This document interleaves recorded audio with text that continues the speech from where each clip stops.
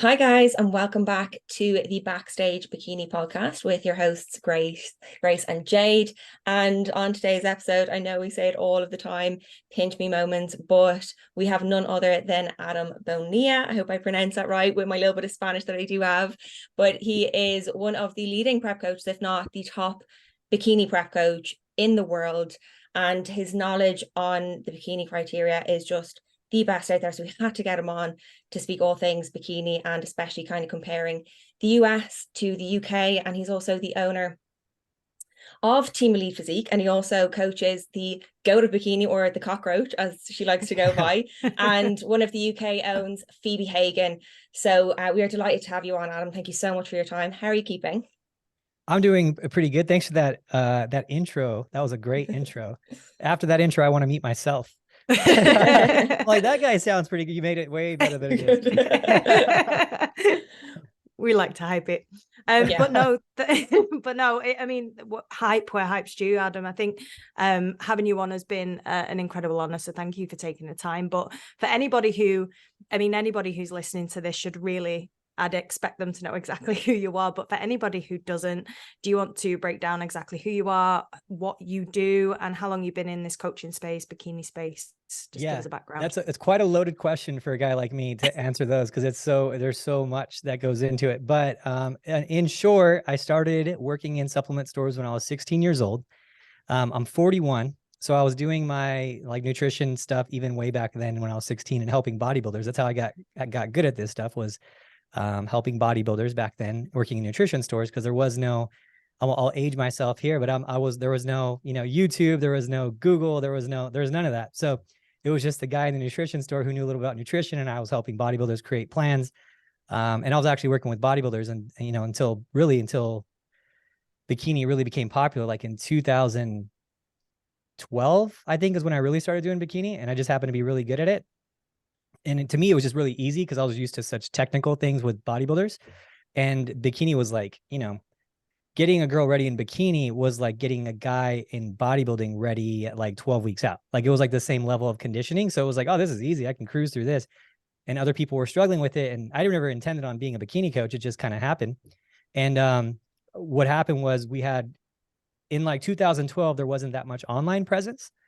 So I had a couple athletes do a bikini show in Colorado, ended up winning 5 out of 6 classes in bikini in Colorado. And it was like Colorado State Championships. And then we won Miss Colorado. And then the next thing you know, I went from not having any bikini girls before that show to that was like my first couple of shows, I think, maybe my second show prepping someone.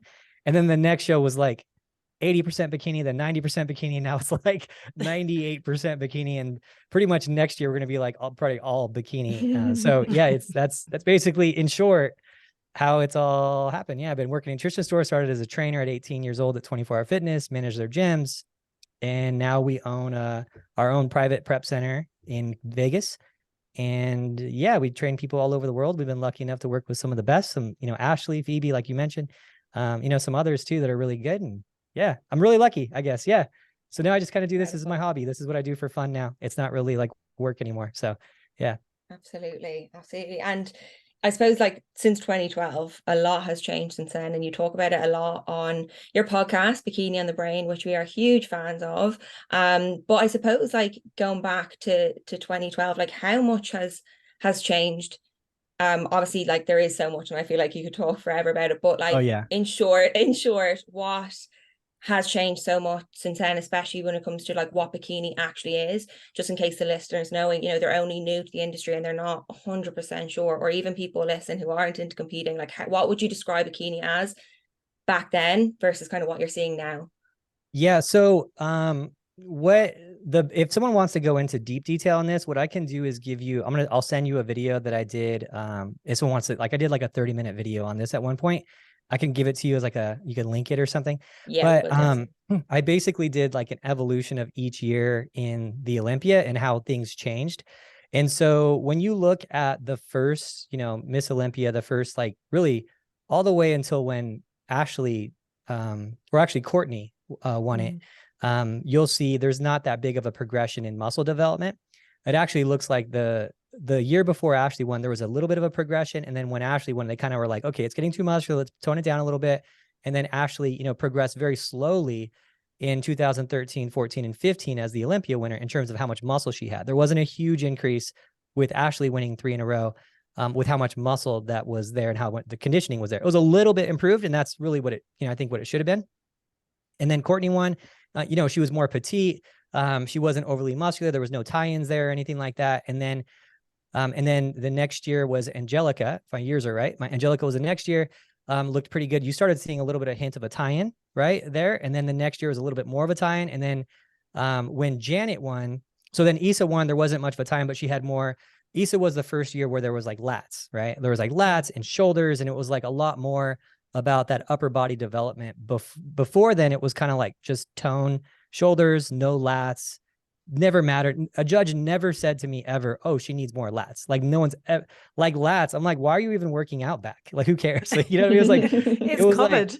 Like, yeah, I mean, so to give you an example, Ashley never trained back all 3 of her Olympia wins. Never trained back, never trained chest. So to show you the difference, right? So then all of a sudden, and like the first year I trained Phoebe, I had her pull back on her back. I was like, let's just not even train it, because it was weird, because it was like you trained differently back then. I was like, your back is so low inserted on your waistline. I'd rather you have less back and a smaller waistline, because the lat attaches so deep on your lower back. We can actually make your waistline look a little smaller if we have less lat.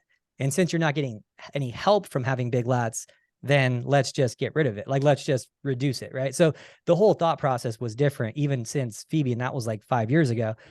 So then Issa won, and then it wasn't really like a known thing. No one really talked about the lats. And then everyone started flaring their lats a little bit for like 2 years, right? You got that lat flare. And everyone, like, the judge is like, okay, stop doing that, right? But it still stuck around. You still had lats, right? You still have to have lats now as a bikini girl. And you had to have more shoulders, because Issa was very shouldery, very wide, very V-tapered up top, almost a little X-framed, not really hourglassy, but more X-framed. And then, but she had no tie-ins. And then the next year, Janet won, and she had like full crispy tie-ins, right? Like full on crispy tie-ins, right? So all those, the thing is, each progression has kind of stuck. So that's how it's kind of gotten to here, is that it seems like once something happens and it's like a champion is crowned with that, then it just doesn't ever go away. So even if that scenario was too much, so like, for example, Issa winning with opening her lats up that much is too much. Like, she shouldn't have opened her lats that much, right? But she was so good that it was enough, even with that, to give her the championship, right? So, but that now it sticks around. So then for 2 years, everyone's opening their lats up because they think they need to do it. So that's what happens, is one person progresses, and then everyone copies because they think that's what's necessary.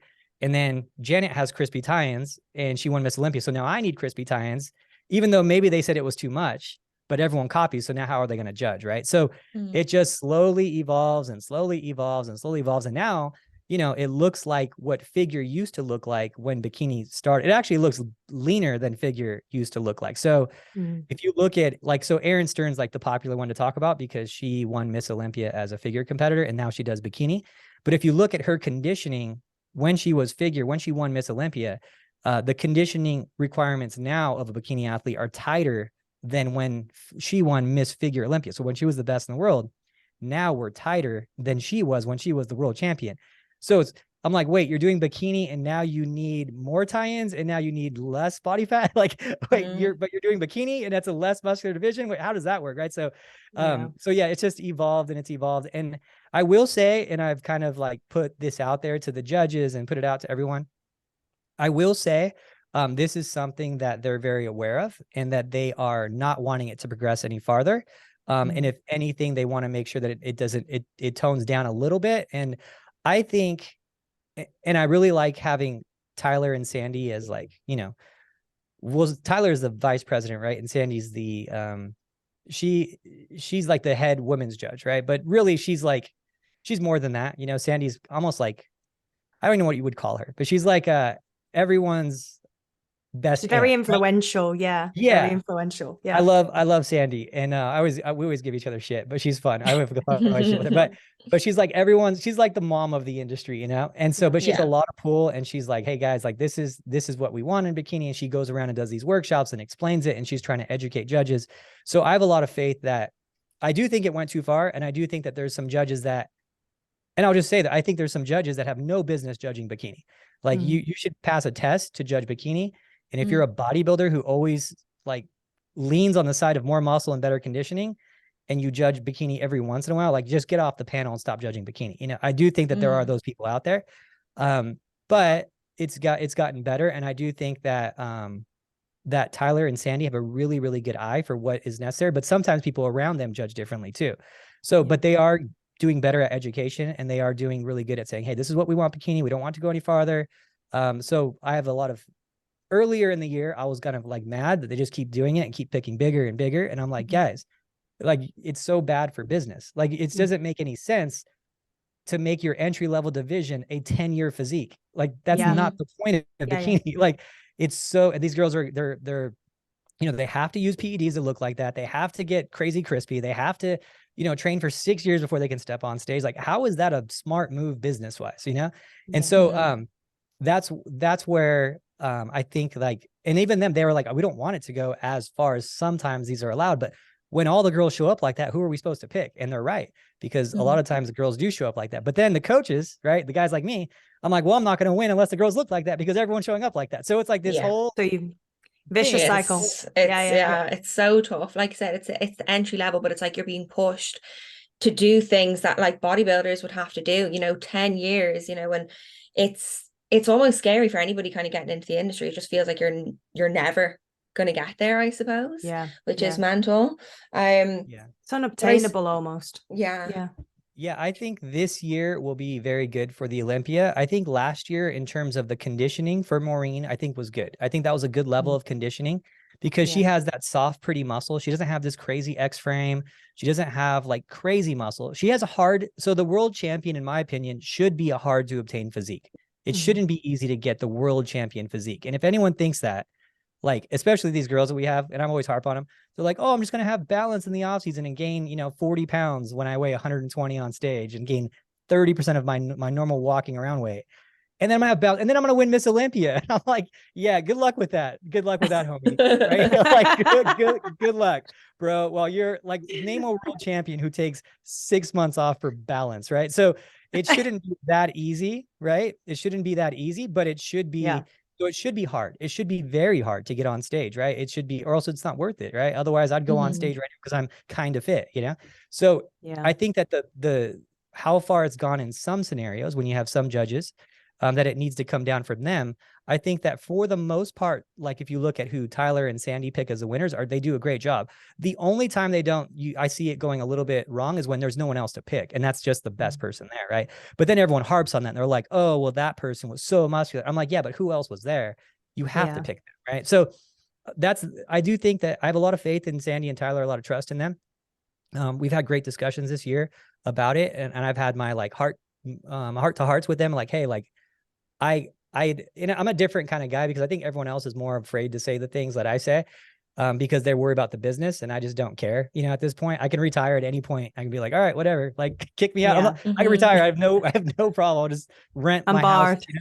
Yeah. So it's like, whatever.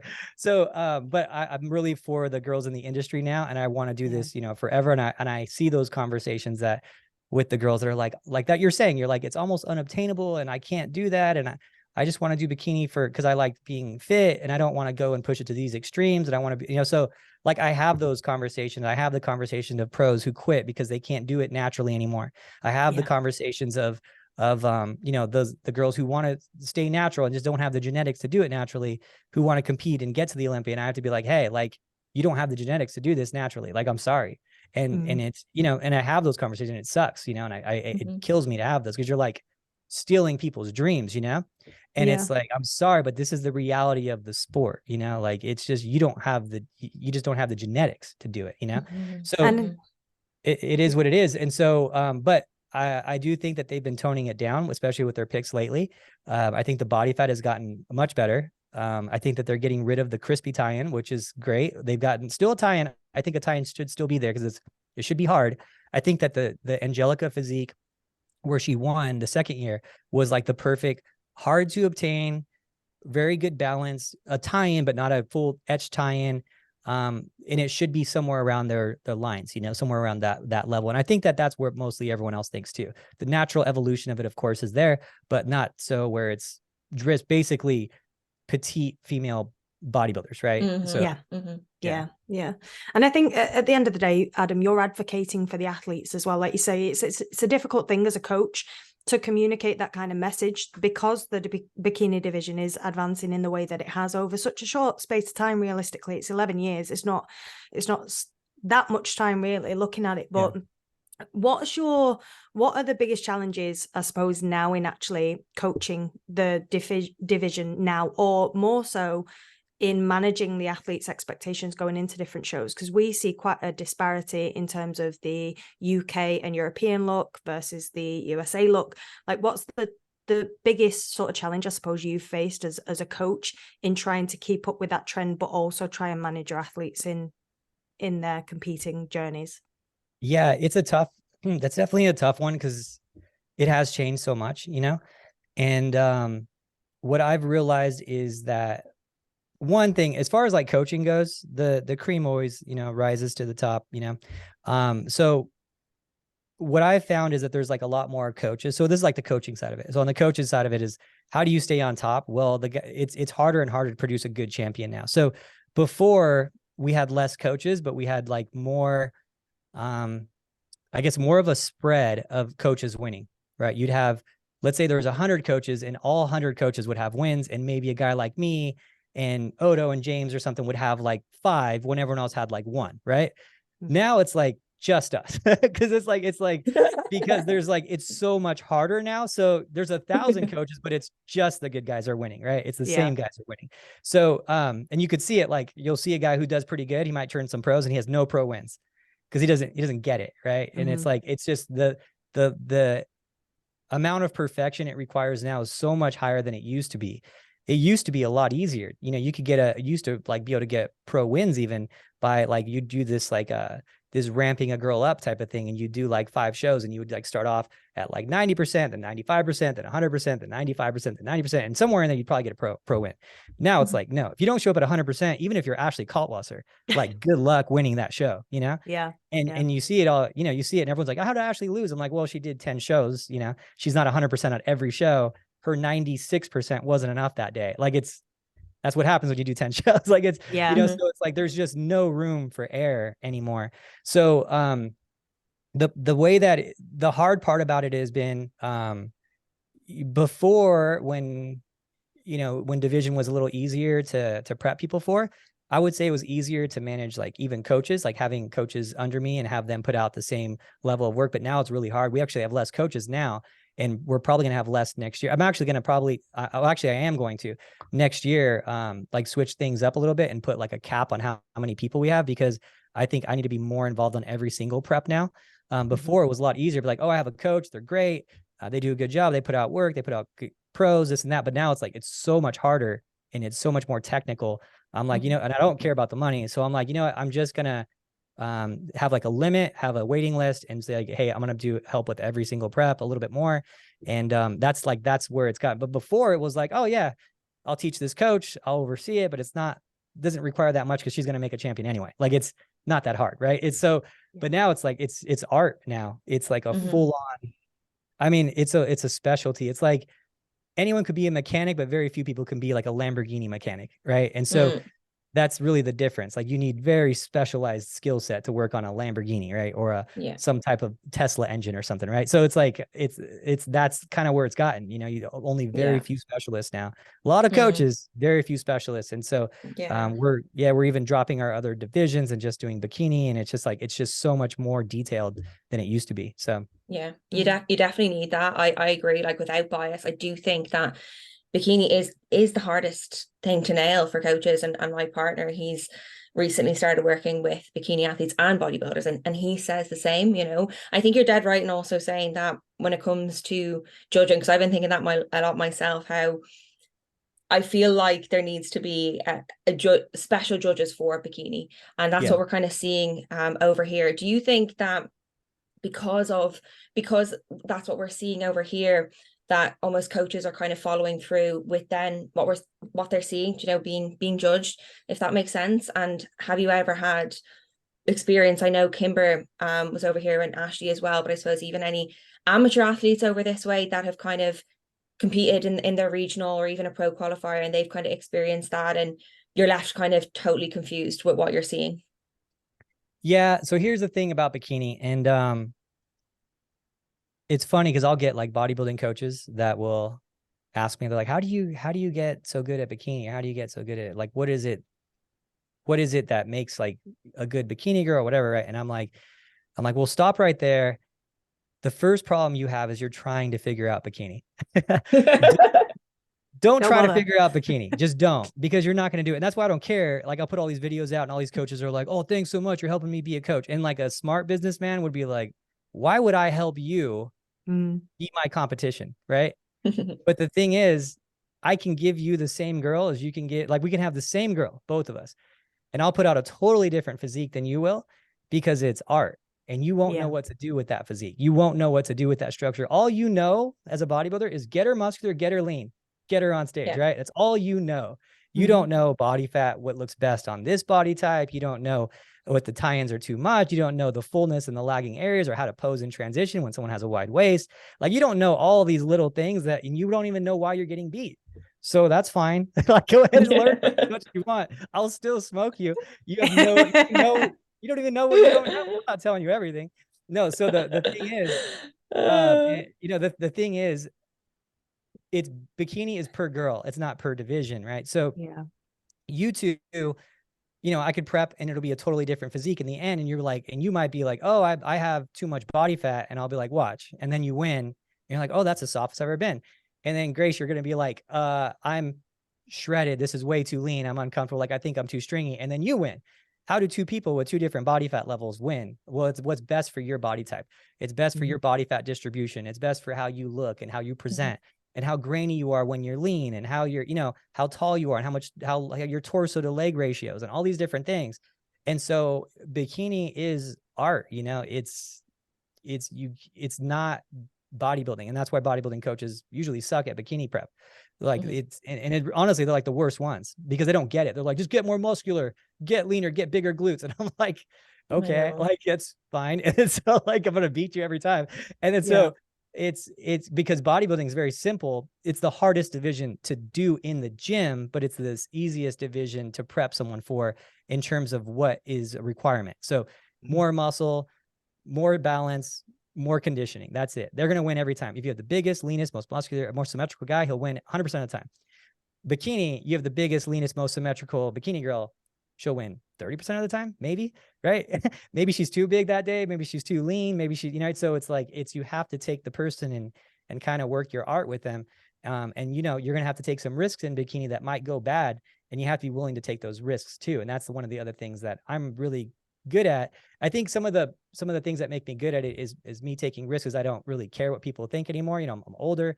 I don't need to do the business of it. I can retire if I want to. So I'm kind of like, whatever, if, and I'm always in agreement with the girl if it's a pro. For example, like Ashley in Vancouver, there was a huge risk. We did the show. We weren't sure we're going to do it till Tuesday. It was a Saturday show. It was a 2-day show. We tried this new water thing where she drank a gallon of water before she got on stage. But she's up for the game. She's up for like, I'll try it. Screw it. Let's see if it works, right? Because we're just trying to get better for the Olympia. And if it goes tragically and we get 5th place, 10th place there, whatever, like everyone's going to, oh yeah, she has one slip and they'll be like, oh, she's losing it and she's fading or Adam messed it up. But I'm like, we don't care, because we know what we're doing. But there's literally no room left in her trophy cabinet. Yeah, so I was just gonna say, doing her a favor. It's ridiculous. We have a full wall of her. It's like it doesn't mean to be, but it's like an Ashley shrine when you walk in, because there's just so many freaking trophies everywhere. It didn't start that way. It wasn't the intention. It just was like, we just kept getting show wins and shows. I think there's like 30 something medals on the wall here, probably. Incredible. And then in the office, we think we got like 20 crowns. I don't know. They're like they're everywhere. It's just everywhere there's trophies. She just sprinkled her success all over the place. It's like it's so funny. It's really fun though. It's a really fun time. It's really interesting that you kind of take different approaches, because obviously like Ashley can beat so much. Like does every peak week look different? Is it kind of like you're saying you trial different things all the time and kind of see what works and almost build like your own little research portfolio paper, like a research paper for bikini, what works and what doesn't? Oh yeah, Or 100%. Yeah, no, 100%. I try new things all the time, and that's part of the fun for me with it. You know, this is kind of what gets me up in the morning, and like, you know, I get up and I'm like, oh, this is gonna be fun. Oh, this girl I'm trying this with, or I'm trying this with, and you know, more times than not, I'm not taking huge risks unless I really know the scenario or it's a high risk scenario. You know, let's say, like, for example, a high risk scenario would be like, you keep getting beat by this one girl, right? Like 3 times you've been beat by her. So she's pretty much established that she's beating you. We're going into a show and we know she's going to probably beat you, even at your best, because you've been your best your last 3 times. Let's try something totally different. And if you fall on your face and you get 10th place, who cares? Second means just as much as 10th, really, because we're not getting qualified for the Olympia unless we win either way.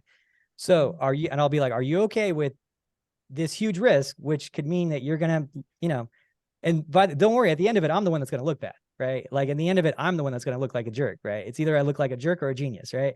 And so I'm up for it. Are you up for it? And usually they're like, yeah, let's try it because I'm losing to her anyway, right? So that's usually the time it goes where we'll try something totally different. Sometimes it works and I'm a genius, and 9 out of 10 times I'm a jerk, right? So, but you got to be willing to try those things in bikini because there is no set parameter. If it was bodybuilding, it'd be easy because bodybuilding is easy. You're just like, oh, he wasn't lean enough that day. Right. But bikini's not that way. Bikini's like, oh, she was too lean that day. You'll never hear that in bodybuilding. Oh, he was too lean. Right. You'll never hear that. So you'll always hear maybe he was flat, you know, but in bikini, you could be a little bit flat sometimes. Like, so there's, you know, you won't hear that in bodybuilding, you know, oh, he was a little bit flat. Like and he won. It's not how it works. So it's like, it's just, yeah. So bikini is an art form with all these tools, and you have to have a really special eye to see it. And I'm not saying that I'm like good at it or have a special eye. It's just that I've done it so much and that it's all I do. And it's just kind of trained my eye for it. And it just, it's hard to do. And that's why it's really hard to like, and we had more coaches before. It's hard to like scale coaches, right? Cause it's like, it's art, you know, you just can't, it's just really hard. Like you'll see a lot of people will have, like, they'll start growing and growing and then the quality goes down. I just don't ever want to be part of that, you know? But, it's just really hard. It's hard to teach art. Like if I give you paintbrushes and, you know, like, and I'm like, okay, go paint like Van Gogh. Like you're gonna be like, I don't know how to paint like Van Gogh. Yeah. I don't know how to paint like Van Gogh. But we're asking the same thing of like all these coaches who've done like 3 shows. They're like, oh, I've done 3 shows. I'm a prep coach now. I'm like, okay, go paint like Van Gogh. Right. And then try to do it at the highest level. Good luck. Okay. Good luck. You know, so yeah, so it's just different. Bikini is art, and that's why there's very few guys that always do well. It's the same guys all the time. You know, so it's like, it's, you know, it is what it is, you know. So yeah, I feel like even watching shows myself, I know Jade is the same. Like our eye has really improved from looking at your content, but just looking at more shows, I guess. But definitely I think as a coach in practice, it's obviously a lot harder when it comes to the peak and nailing that in the off season and stuff. But something I really wanted to ask you was when it comes to, obviously, in particular, like Ashley going into a show, I know you kind of studied it, or you know so much about the criteria, but when it comes to the actual individuals within the shows themselves, do you tend to do a little bit of research, seeing who your athletes are up against and kind of adapt their peak to suit who they're up against? Or do you kind of look that deep into things at all? Yeah, definitely not necessarily for someone like Ashley, but for others. Yeah. So, I mean, Ashley's number 3 in the world. So we're not going to conform to anyone below that ranking. That wouldn't make sense. Like, cause she'd be getting worse to match them. Right. So it doesn't really make sense. Like, Ashley just at this point needs to bring kind of her best, is really, that's it. Cause like, for example, like let's say, and there really wasn't anyone in Vancouver, but just let's say Vancouver, there really wasn't anyone in Vancouver where this was the scenario, but let's say someone was a lot bigger in her in the shoulders or something there, right? Which is an area where she'll get beat. So, yeah, she can open up a little bit more in the shoulders if she wanted to, and like be a little bit more like more, but she'll look more stiff. And so that's but she's already the highest ranked person there. So why would we conform and make her look bigger, which it might backfire and make her look worse in that scenario. And it's not worth a risk there. Right. But let's say she's up against, in that same scenario, let's say for some reason she got into a smaller show against Maureen heads up or something, and she is bigger than her shoulders. Maybe push it a little bit on the shoulders on her width to make her look a little bit, but you wouldn't want to change her look too much. But that'd be more of a scenario where you kind of go for it, right? Because, you know, we just lost at the Olympia tour. So that might be more of a scenario for that.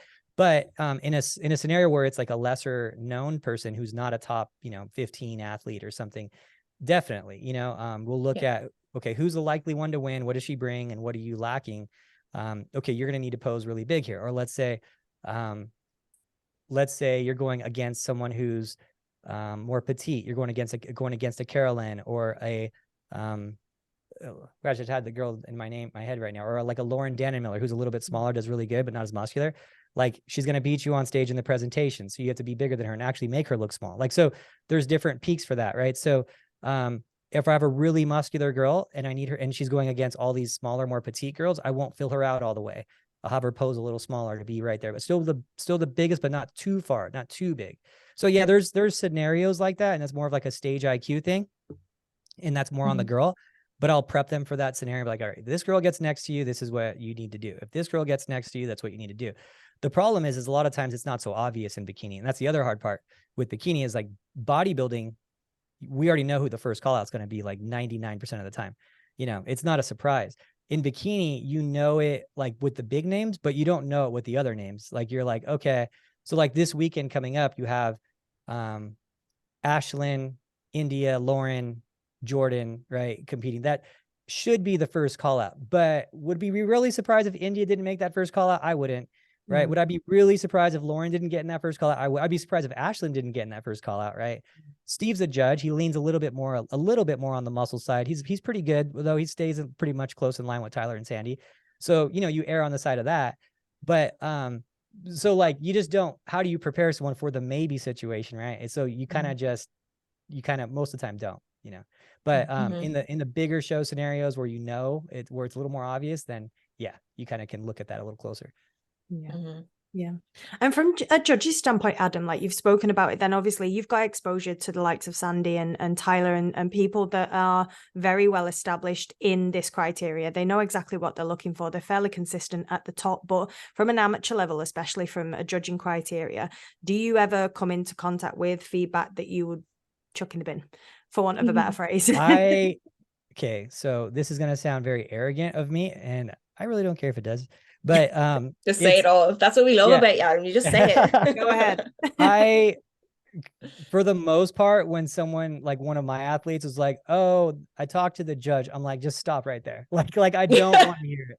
Like I don't like why. That is the saying of the podcast. Do you think that this bodybuilder, right? Let's just put it on paper for what it is. Do you think that this bodybuilder, who's bodybuilded his whole life, let's just call it what it is. He doesn't care about the bikini division, right? He doesn't. He's a bodybuilder, right? The only thing he knows is like, and they always say the same thing. Oh, it'd be so hard to judge. I'd hate to be the judge's shoes. I'm like, that's not instilling confidence that you know what you're talking about. They always do it, right? You hear, I mean, it was so funny. Like you hear, like, how many years in a row did Sean Ray like say that on like the Olympia TV or whatever, when he was like announcing the Olympia or like behind the scenes or something? Like, oh, I'd hate to be a judge. I'm like, that's not saying that that's not helping you establish credibility that you don't know who to pick, right? So the bodybuilders, they don't know what they're doing. Anyone who doesn't do the division, they don't really care about the division. Like if it's a men's physique guy and he went pro and now he's a judge at a local level and he's just started judging. Let's say in the UK, especially, right? How many shows do you guys have per year there? Fair few. There's a regional nearly 20? Like every 20, second weekend. Yeah. Okay. So 20 shows, right? Let's say 20 shows. So how many will that judge be at? 30% of them, right? So he's at 6 to 8 shows a year. So you're telling me that you don't care about bikini that much. You don't follow bikini. If I told you, hey, who's the top 15 in the Olympian bikini, you wouldn't be able to answer that question. And then you're going to tell me that you're going to give better advice than my coach, who's a bikini specialist, who all he does is bikini his whole life. Like, I don't need to hear his feedback, right? Because he doesn't know what he's talking about. He's, just because it says judge doesn't mean he's like the best judge. He's a local judge. He doesn't care that he's not going to study the sport. There's too many divisions, right? So he needs to be an expert at bikini, wellness, men's physique, classic physique, bodybuilding. Like, what does he really care about, right? He really cares about bodybuilding. He has fun with bodybuilding. He follows all bodybuilders. You can follow his Instagram, follows no bikini girls, right? So unless they're like local and they're like friends with him or something, right? So that's the reality of what you run into at these local places. So don't put too much into the feedback with them. Talk to your coach. If your coach is a bikini specialist, they should be able to just look at your pictures and be like, you need this, you need this, you need this. This is why this girl beat you. Let's get better. That's what it is. Like, and the judges, they just cause more problems and confusion with that. Now, I will say, if you're talking to Sandy, Tyler, Steve, Tarek, Tamer, right? Gary, Joe, like one of these top judges, stick around, talk to them, like stick around and talk to them. But just like anything, we put this, like, it's funny because athletes put this blanket kind of credibility on all judges. It's like you have judge and it's like, oh, you're all just as good. Like all your advice is golden, right? And I'm like, no, just like coaches, there's different levels of, and just like athletes are different stuff, just like judges, there's different levels of. And, you know, that's just the reality of things. So your local level guy who's just doing it for fun and probably volunteering his time, you know, if he's giving you better advice than your coach is on bikini, then like, honestly, he just makes it harder on us because he's like, well, this judge said I needed more lats. This judge said I needed more. I'm like, look at him. He's going to say you need more everything every time. He's a bodybuilder. Like, of course, he doesn't, like volunteering his time. Yeah. Like he doesn't, you think he's spending his time studying the sport for 10 hours a week, 20 hours a week, like I am? Like, no. And then that's the problem is, and then those judges, they'll like cost you clients because they'll be like, oh, you came in too lean. And I'm like, it is. It's incredibly frustrating. Like, even I've only just started coaching bikini athletes as well. Like, huge passion for the sport, obviously, and what to look out for. And I study it, and I love it so much, and what I look out for, and I'm always willing to learn. And it's frustrating when you go to these shows and you know who should get rewarded, it doesn't, and they're exactly like what you're saying. And I've said it time and time again to clients, like, obviously I'm not a sore loser. I don't think anybody is saying that, but you know, you kind of know what you're looking out for, and it can be upsetting for the coach and it can be upsetting for the client trying to manage that, because like you said, they just know bodybuilding. They're like, okay, big muscle, glutes, there you go. And if there's nothing else taken into consideration. But I suppose, what would be like your biggest piece of advice for athletes over here in the UK? You know, it's bikini, it's not as popular here. We had Paul Ravelli on the podcast, and you know, you have the luxury of getting in front of, you know, Sandy and Tyler. We don't really have that. You know, Steve comes over here I think once a year for the amateur Arnold, but it's once a year, you know, and then you're kind of going to the European shows where they're looking for quite big girls. You know, it's very, very different. So it's like, how do you manage that with the girls who are listening to this podcast? And because I know a few that are bikini through and through, and it's just not getting rewarded, and there's just very, very unrealistic things that they have to try and achieve to just even get a class win in their regional. So the first thing I'll say is, like, if you're trying to get good feedback on your physique, you know, there's a lot of coaches who are bikini coaches that will send you, like, they'll do like video assessments on your physique, or, you know, give you feedback on your physique. Most of them charge for it, just so you know, but you know, it's pretty valuable information for getting that, for, you know, a quality like feedback from someone that you could trust, type of thing. That's a big part of it. So you can at least know where you're at, you know. Give the judges, make sure you get your feedback right from the right judges, which hopefully you get one every now and then. Like you said, you get Steve here and there. You know, get in front of them, even if you're not ready, you know, yet to get into a bigger show like that amateur Arnold or something. Get in front of him and just ask for feedback, and he'll give you some honest feedback, and then you can have that. And then you have a whole year to work on it the next year and go back to the Arnold and do it again. Like, try to see what judges are which. Talk to Ian is it Ian or Ian? Ian from Two Bros, and be like, and say, hey, can we get a Tyler over here twice a year? Can we get a Sandy over here? Or, you know, and put pressure on them. Dream. They're making money. Like, hey, and it's funny because people don't want to, like, they're always so scared of like asking these things. You're saying it all. Talk to me. It's fine. And it's like, what are they going to do? You know, so to tell them, so you can tell, you know, like, and you could talk to the judges if you don't agree with it and tell them why, you know. So everyone's so afraid of that. And it's so funny because I've done it for years, and judges were always like caught off guard when I say something like, hey, I think you're wrong. Like, this is why I think you're wrong. Because, but it makes them better. It's not something, you know, we all need to be like yelling at them or anything like that. But But name a sport where coaches don't talk to judges about wrong decisions. Yeah. Where if you're in a boxing match and a ref stops a fight early, they get lit up because they stopped the fight early, right? Like, what did you do stopping that fight, right? If you're a baseball coach and there was a strike and he got it ruled a ball, the coach comes out and yells at the umpire, that was a ball or that was a strike, right? Like, there's not a sport in the world where coaches don't talk to the judges and say, hey, this is what I think is wrong. I'm going to do my videos. If you're a judge and you end up on one of them because you made a bad call, that's your bad. That's not on me. If I do bad preps, call me out. I don't care. You know, that's part of the game, man. So you're in the sport just like we are. You know, you can judge people. We can't judge you. Come on. So like, you know, this is we all make everyone better. We all keep everyone accountable. And if there's something that's blatantly wrong, you're as a coach, you know, you can say, hey, I think this girl should have won. This is what I see. Why do you pick her? And there's nothing wrong with saying that, you know, and it makes them better. And maybe it'll make them be like, maybe you're right. You know, like, you know, if the judge doesn't have pride, like I don't have pride. So you tell me I'm wrong in my prep and why. I'm like, okay, I get that. Like, you're right. I messed up there. You know, I'll own it.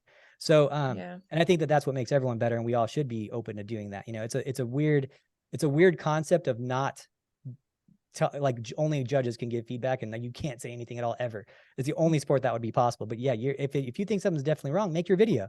You know, say this is why I think this is wrong. You know, this is why I think this should have been this way. I do it. You know, so I feel like maybe you've got a little bit more authority over the industry. Imagine me and Jade just making a big controversy. Like, who are we to say it? You know, maybe if we had 12, 13 years experience. But I think that's definitely something to consider as well, Jade. Like, to be able to go to these shows and, you know, if we feel like something's a little bit off, like ask the judges and just say, because maybe they don't get that kind of confrontation at these shows. The likelihood is that they don't, Adam, and obviously like you've referenced, like a really good working relationship with these judges, so being exposed to them, having these kind of conversations. I think we in the UK, and I don't know whether you agree, Adam, because we are a fair bit behind the US in terms of actually catching up speed wise in terms of the bikini division.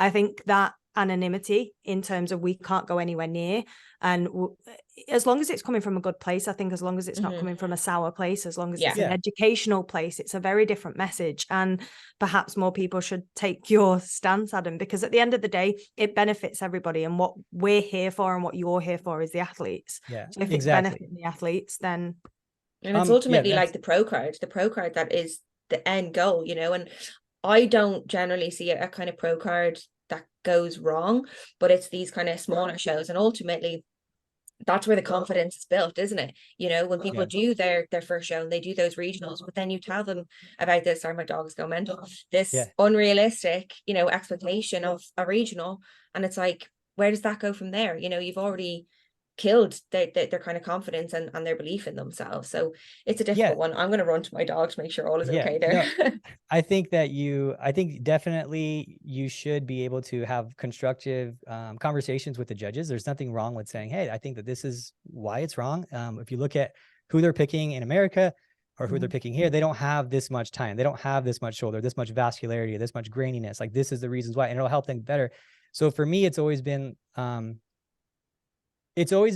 you know, one, I've always been like this, right? So I've always kind of said my part, and it's something, I'm a net positive for the industry.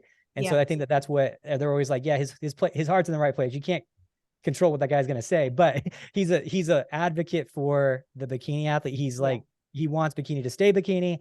He's there for the athlete. He cares nothing about politics. Like, that's not going to work with him. So like, it's just, I do what's right. And so there's this saying that says, you know, do what's right, not what's comfortable. Stand for something or fall for nothing. Right. And so for me at this point, I stand for the athletes that I've had those conversations with that are crying in my office saying, you know, I don't know, I can't keep up with bikini anymore. I'm a pro and I worked my whole life to be a pro, and now I have to quit because unless I do a bunch of PEDs or whatever, I can't be competitive. Or whatever the case may be.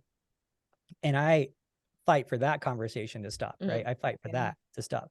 I could care less what Joe Bodybuilder thinks, because I'm thinking he's picking the wrong people and it's too big, because I care about the girl in my office who's has to give up on her dreams because he doesn't understand what bikini is in the first place and should have never been picking those girls to begin with, right?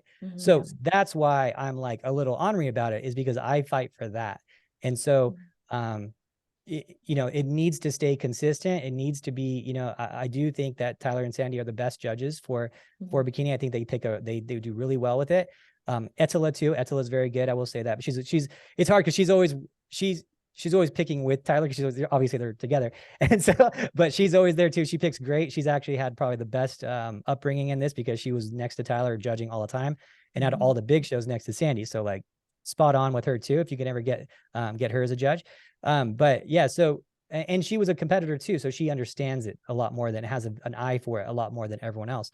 But yeah, that's my whole thing on it. And that's why I kind of went, I kept going with it in the beginning of the year, but closed mouth doesn't get fed. So, they reached out to me and talked to me and they're like on the same page with me, which is surprising because I thought the conversation would go a lot different, but I want everyone in the NPC to know, the people at the top are very in support of the athlete and are on the same page as me too. And they don't want those one-offs, the girls getting by. And they do look at all the people who get picked as the winners. And sometimes the muscular girl who wins, is the right call because she was the best one there, even though she was the most muscular. Sometimes it's the wrong pick, and I'll call them out when it is, and you've seen me do it, right? You had one in the UK, earlier this year. So, yeah, and I have no problem saying that. That girl was overly muscular, overly grainy, overly conditioned, and shouldn't have won that show. And so there was probably 3 or 4 picks that were better than her to win that show in terms of bikini criteria. So, and so, it does happen, but it's a lot more consistent. I think this year, especially, they've really regrouped and have been like, hey, this is what we want, bikini. I don't know if they had a meeting or talked or whatever. But I can say that is that they care about it. They don't want it getting too crazy because it's bad for business if it gets too crazy. It's not a smart business move to do that. And that was kind of my thing too, is like, me personally as a coach, like, I don't care. Like if I have less athletes, that's fine with me. I don't need I don't need a huge team. And at this point, I just like doing it for fun. But there's other, it's not smart for gyms. It's not smart for other coaches who do need it. It's not smart for NPC shows or promoters to have the division get so crazy where less people have to enter it, because it's so crazy. It's not a good idea to churn off the entry-level person where they go into it like, okay, I have to do PEDs to like just have a basic entry-level physique, So, it's not a smart business move. And I think that they think for the athlete, of course, but also they obviously have to think about the business of it. That would be stupid not to. And you don't want to shrink your most popular division by making it too crazy. So there's a lot of incentive for them to make sure it doesn't get too crazy, both by, us recognizing it, them wanting to maintain business, and them wanting to, them seeing it visually happening, So yeah, I think that this year, I think at the Olympia, there's going to be a real, the people who are in the top are going to be more along the lines of what the criteria will be. I think that they're not going to let it push any farther than where it was. So that's what I think. Yeah. One of your quotes just kind of sprung to mind that you always say you want to be good from everywhere and not great from anywhere. Is that correct? Yeah. Did I get that right? Yeah, you got it. Yep. So is there like, I suppose when it comes to like the most unattainable thing. So for me, it's like I see the glutes. I just think like, especially here, some of the shows, the size of the glutes, I'm just like, I could never get that. Just I'm like Phoebe, I've got like long limbs, long legs. It's extremely difficult for me to get that kind of the density, like almost wellness. And that's what we're seeing a lot over here. Would you say that that's kind of the biggest thing you struggle to kind of keep up with when it comes to that kind of next level that you're seeing, that kind of great everywhere, like, kind of Laura Lee, obviously the glutes and all that kind of thing? Or is it kind of just all around muscle, more condition? So it's not really one or the other. It's both of them combined is what it is. So getting big glutes and full glutes, really not too crazy hard to do that. Just a lot of time and years and a lot of glute bridges and hip thrusts, right? It's just a lot of just constantly doing that. But then keeping them when dieting and getting that lean where the tie-ins are fully showing and then still having full glutes, that's what's hard. That's where it became crazy. The difference is, and I think the problem is that judges aren't coaches, so they don't see it as that. They don't see it as how hard it actually is. They see it as, oh yeah, we're just getting them a little bit. They're just a little fuller and a little tighter on the tie-ins. And I'm like, no, it's not a little bit fuller and a little bit tighter on the tie-ins. That's another year of progression, and that's another 4 weeks of dieting. Like that's not it's not what you think it is. Like they don't understand it in time and effort. They understand it as like visually, it's a little bit more. And I'm like, you guys, girls don't have low body fat on their glutes and hips. Like that's not where they store low body fat. You know, it's not their knuckles. That's not where they store no body fat. That's where girls store their body fat. They're in the triceps. That's always essential. That's how they've been made. That's just how God made them, and that's how they're always going to be made. Like that. So when you say take that fat off your body completely, yeah, that's a lot more dieting. And if you say, hey, make that area more muscular, right? Yeah, that's a lot more time to train, a lot more years of working out. So those two things combined really changed things. That's what really made it. That progression was the hardest progression, but visually it wasn't that big of a progression. Like visually it was just like a little bit at a time, right? But then in actuality and practical application of it, it's like, okay, you have to diet 4 weeks harder. You know, now, yeah, maybe you do need to do 90 minutes of cardio and eat 1,000 calories to get there. Like you might have to now. It used to be like, there was years and years and years where I never prepped a girl under 1,200 calories or an hour of cardio, right? And I still pretty much don't. There's very few I do, but there's some I just kind of have to, you know, and it sucks, but it's just, you know, do you want tie-ins or do you not? You know, do you want to win or do you want to lose? It is what it is. You know, there's just no way around it. And so, you know, those old methods, like that whole thing has gotten, because I used to have a 45-minute cardio max. If I couldn't get you in shape in 45 minutes cardio, then I can't get you in shape. That was like my guarantee thing, right? And then it's like, okay, now it's an hour. And now it's like, okay, well, there are scenarios. It's like, it's just because it's different now, you know, it's not what it used to be. So yeah, it's but in the question of great from everywhere, not or good from everywhere, not great from everywhere. Yes. And are there one-offs on that? Yes. And the example you gave, Laura Lee, would be a good example. I think her glutes are too much. You know, I've said that. I think that she is past the criteria for glutes. I think that when you look at her in the front pose, that it stands out and it doesn't look balanced in terms of everyone else. You know, she looks great. Now, the difference is, and what people don't understand is that, well, I want glutes like Laura Lee. Okay, well, if you can move like Laura Lee on stage, then you can do that, right? That's the difference. But who can move like Laura Lee on stage, right? Her and God. Literally, her I know. It's like her and God, no one else. So like literally, like who moves, like, and so that's what does it for her. She could be better if she had lower, like smaller glutes and more balance, I think, for bikini. But the thing is, bikini, again, it's an art form. It's the total package. You know, who's as pretty as her, who has the lines like her, who moves like her on stage, right? It's just like a show when she's on stage. It's like she's her own show on stage. So could she be better by not having that? I think so. I think she could fit the criteria more. Is that a scenario where you're like, well, Adam, you said good from anywhere, not great from everywhere, but Laura Lee's great from the glutes. Why does she win? Well, she wins because of everything in bikini is enough to offset that. That's why Issa won before too. Issa won. One, glute tie-ins weren't as necessary then. And she still had the weakest glutes from when she won. She had the weakest glutes, but she was so good from the front that it offset how much she was weaker in the glutes. And back then, out of the top 5, or out of the top 10, she was like 5th in the glutes. Now she's like 10th in the glutes. Well, this year she'll be better in the glutes. She's better in the glutes now because she's like really training them a lot too. So I think this year she's got, you know, she'll move up again. So she could be 5th in the glutes again now and still be number 1 in the front and win. And people are gonna be like, oh, but she didn't have the best glutes. Well, she doesn't need to because her front is so good. Laura Lee's posing is so good that it offsets those things, right? So that's why bikini is so difficult. So and I think the reality of it is as well is the bottom line of it is whether it's bikini or not, it's still subjective. So they are still going to compare strength to strength, because at that point you're trying to find weaknesses. They'll pinpoint and they'll hone in on those weaknesses and compare the weaknesses next to the next girl and the next girl. So the reality of it is trying to limit that window. And so from a trends point of view, Adam, like going into the rest of, well, the back end of the year, obviously we're coming into the Tampa Pro this weekend. We're heading pretty close to the Olympia now. In terms of trends, what are you expecting to see this year? Who are you expecting to see this year? Where are we? Do you have any? I would say this year, beginning of the year, there was a little bit of weird stuff happening. The only like weird one this year that's now still, I think, still out there is probably, are they going to go with more muscle with someone like Amy, who has that real dense quad, right? That real dense legs and I mean, almost that like in between bikini wellness physique, right? Are they going to allow that? Because that's a new progression. That would be a new progression to the industry, right?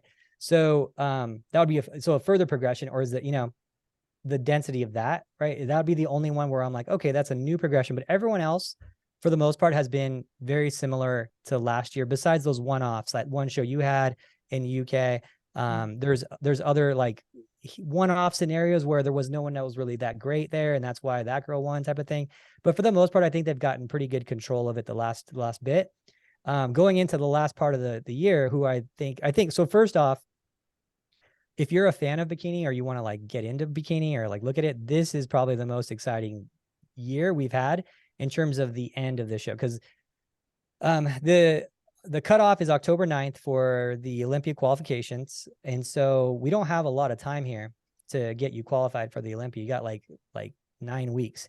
I talked to a lot of coaches are my friends. And I do know like everyone's like big names plans that I can't say because I promise them, but I will say that there's going to be some names that are going to do more shows than you guys think of, than you guys know. And they're going to be blocking a lot of the spots. I think 15 of so I did my math wrong the other day on a thing I did on like the review. There's closer to 20 shows done left, but I think about 15 of those shows are spoken for in terms of the blocking of that Olympia qualification. And so it's going to be a crazy back half of the year with girls trying to get into the Olympia who might've been placing like 4th and 5th and 3rd. And like, they're just like, I'm right there. And I'm like, you're right there, but you're miles away. With the girls that are stepping up right now, it is crazy we need hard. someone to help. We need someone to help Ashley. She can't do it all on her own.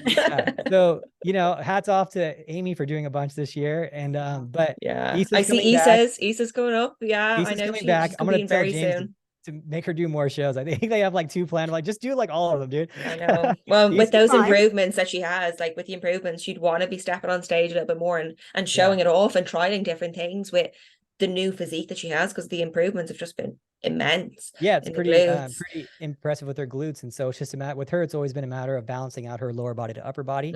And she took a softer approach before to her glute training because her lower body would get so developed.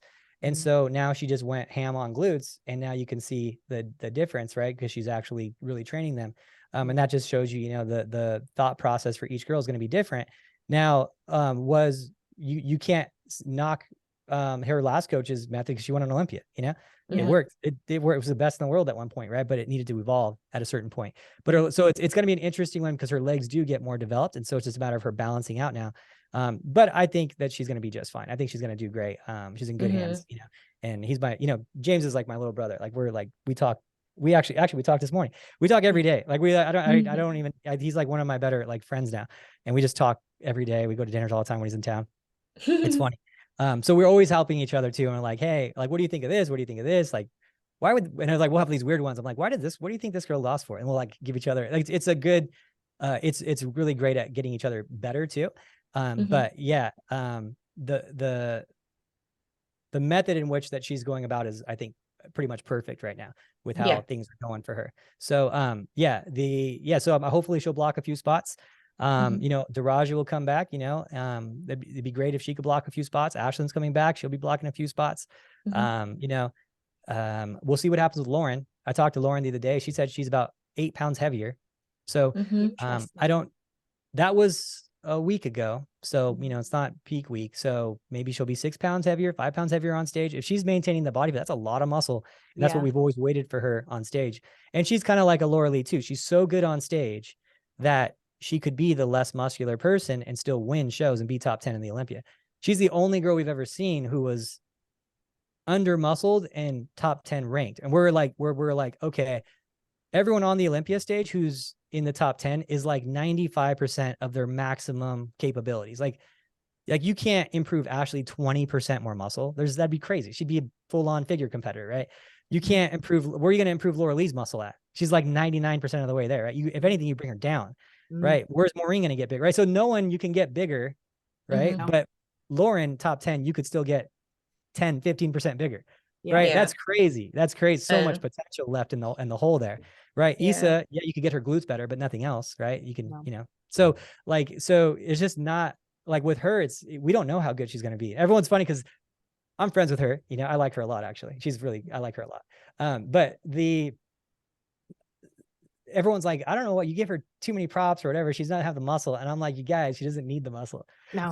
Like she was already shit. What do you think she needs muscle for? She's been winning shows left and right without having a ton of muscle. Yeah. Now she has more and you think she's going to do worse? What are you thinking? What's wrong with you guys? Like, it doesn't make any sense. Her condition, I never think her condition is like all that crazy either. No. But like you said, it does well, you know, and I think even just comparing, like, I suppose her physique to Ivana, I just think the condition is so different. Totally different look. Yeah, it really, really is. Yeah. So, and that's the perfect thing, a perfect example of Bikini needing the artistic eye for it, right? Ivana shredded, leaner than Ashley, and Ashley comes in lean. She comes in, but that's how she looks best. She's lean, she's full. She doesn't have the biggest, I think what hurts her at like the upper levels is she doesn't have the curviest physique. She doesn't have that hourglass shape so much. But she's got that impressive wow factor. She's beautiful, looks great on stage, right? But and then you look at Lauren and you're like, that's not even the same category. Like Lauren's got that soft, pretty muscle, hourglass shape, really good on stage. Like stage presence is very like kind of more of a sultry posing routine. Like it's a different thing, right? So if I were to say, okay, Ivana, I want you to have Lauren's conditioning, and Lauren, I want you to have Ivana's conditioning, both of them place way lower, right? And that's why Bikini's so crazy. It's a perfect example right there. Lauren has pretty muscle, round beach muscle, you know, and Ivana doesn't have beach muscle. She has in the gym grainy muscle, right? But she pulls it off. So it's like different for everyone, you know. So totally different approaches and what that individual has to do. It's absolutely crazy. I will love it and stuff. I know you love to hate it. It's difficult, but we just need to be in it as long as you, Adam, and I think it will be less once you find it and like what works for you, though, then it becomes a lot of fun because you're trying to like manage it. But you got to take risks. That's the thing. And you can't just keep trying the same things. You can't just try to be leaner, bigger. Like it can't be that.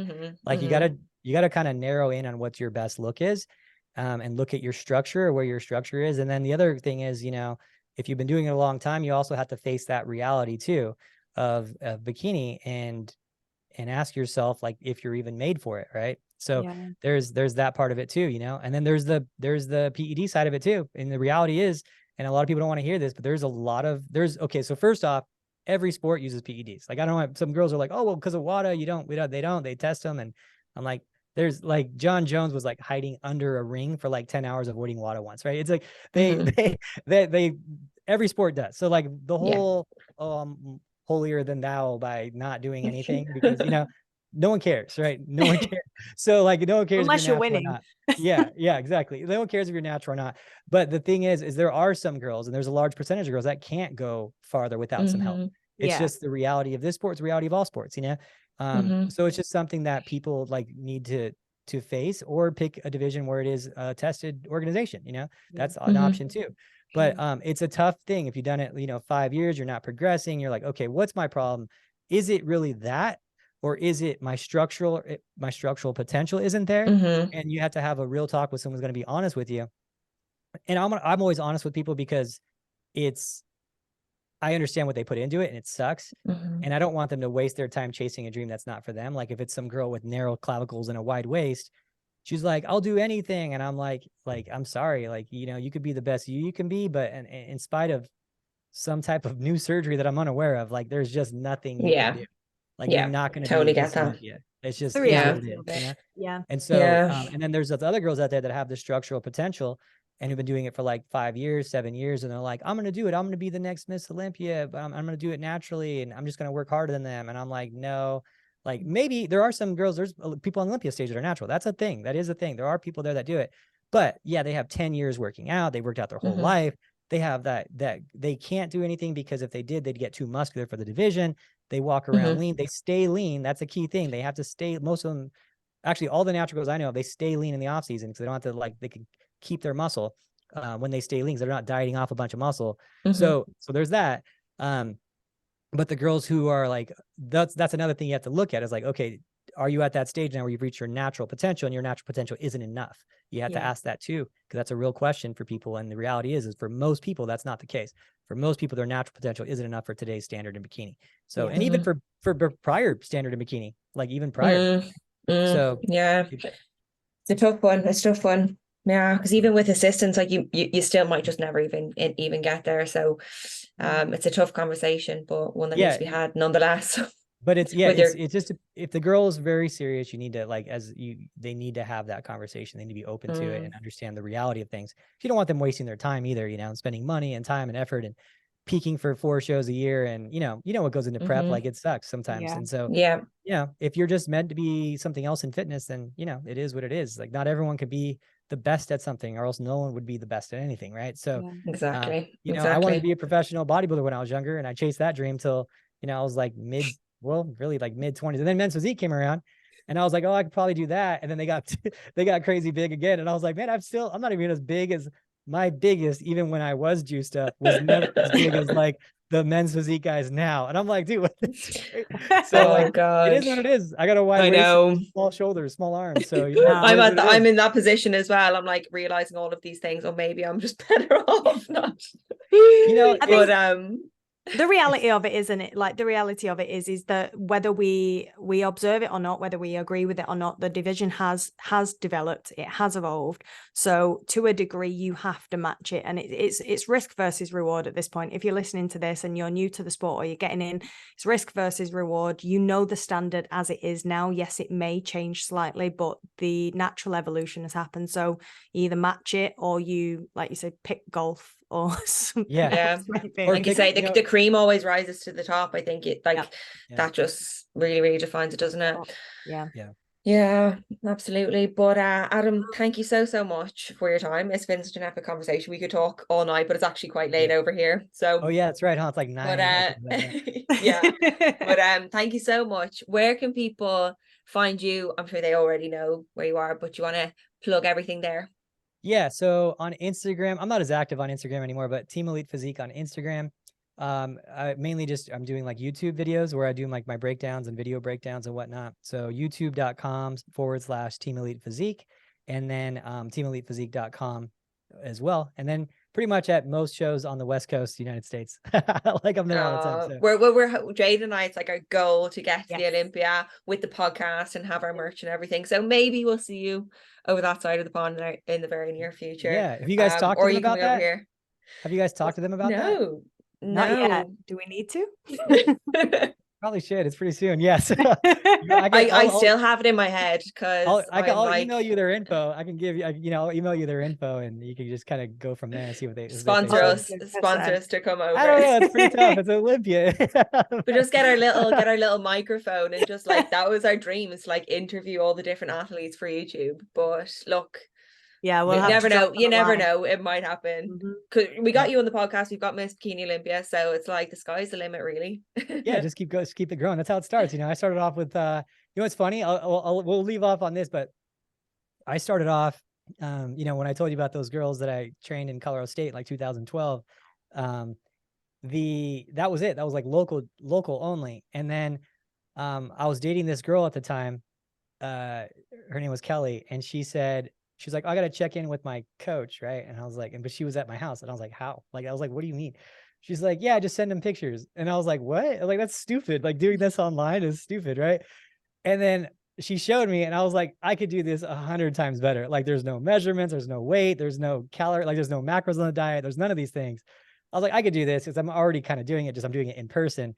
And so I created a system. And then the next thing you know, it just builds slowly, and then it's slowly. And the next thing you're global. What is it? 11 years later since I went online. So, now we're global. And so that's how it starts. That's how, so maybe your podcast will be consistent one day. Yeah. Maybe we won't end up on the Olympia stage or anything like that, but the podcast will take us all the way. That's the cool this thing is where our talent lies. I think, Jade, if we just need to like throw the competing in the bin and just go with the podcast. The cool thing about fitness is it gives you that opportunity to pick a bunch of different avenues. And so that's, not all of us are meant to be. I don't know what your physique looks like, so this is no knock at either of you. I've never seen you maybe we're being hard on ourselves. I don't know. Yeah. I'm not telling you like anything in these encrypted messages, but maybe so but not everyone's made for it, but maybe you're meant to own a gym. Maybe you're meant to own your own clothing line or a bikini line, or become a judge in the UK. Coach, be a posing coach, be a trainer, whatever. like there's a lot of avenues, and that's the great thing about the sport is that, you know, yeah, of course, there's no one who's, I played hockey at a really, really high level, you know, and I got to a junior Olympic level, and then, you know, I thought I was going to go pro. That was my whole life. And then, you know, I just stopped one day, you know? And so I wanted to go pro, but it wasn't for me. But, you know, I still had a lot of fun with it. I took a lot of good times from it. Some of my best memories, my best friends were from that. And that's what this sport gives you too, but also it gives you opportunity for an easier access of opportunity, you know? It's hard to come on as like an assistant coach for the Los Angeles Kings or something, right? But it's easy to be a coach online or personal trainer at a gym and help people. So, you know, maybe your avenue isn't that, but it's still a learning process. And I think every coach should get on stage and should go through that process so they know what their athletes are dealing with. But yeah, it's that's a great thing about fitness, you know. It's taken me from you know, my life, which was, you know, I was just trying to, you know, have enough to survive, and follow a passion to now this, which is, you know, crazy. So you gotta love amazing. the avenues it creates. That's a really good message, isn't it? Like you can be in the sport without actually stepping on stage. I think a lot of people could take something from that point as well. But yeah, thank you so much, Adam. We'll wrap this up here. Amazing conversation. Hopefully we can stop it all good.